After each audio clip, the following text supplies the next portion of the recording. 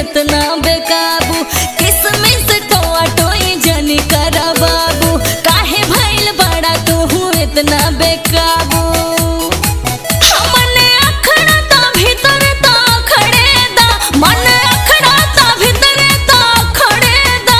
अरे बात तो सुनो आवो हेले बोहिया में पकड़े दा लोहा सिलवटिया पर गड़े दा आवो हेले बोहिया में पकड़े दा लोहा सिलवटिया पर गड़े दा।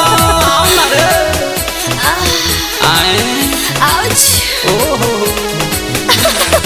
आए हाय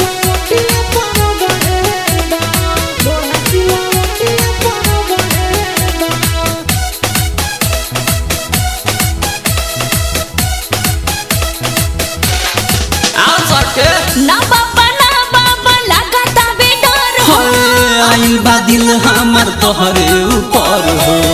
अरे साचे नु कहतनी रे पगली ना बाबा लगाता बेडर हो आय हाय आइल बा दिल हमर तोहरे ऊपर हो। हाँ दिले ने अभी जानी डगरे दा अच्छा। दिले ने अभी जानी डगरे दा डर जाए बिना आवो हेले बोहिया में पकड़े दा लोहा सिलवटिया पर गड़े दा आवो हेले बोहिया में पकड़े दा अच्छा। लोहा सिलवटिया पर गड़े दा। जाइतो ना कहाँ रे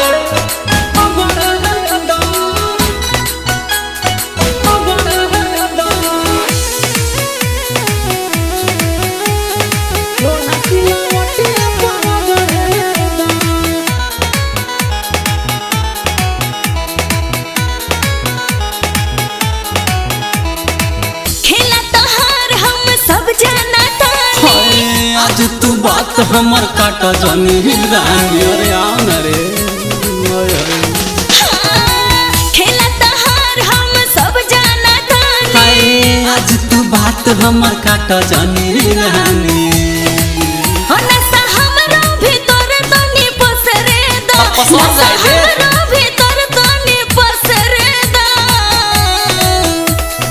आवो हेले बोहिया में पकड़े दा लोहा सिलवटिया पर गड़े दा आवो हेले बोहिया में पकड़े दा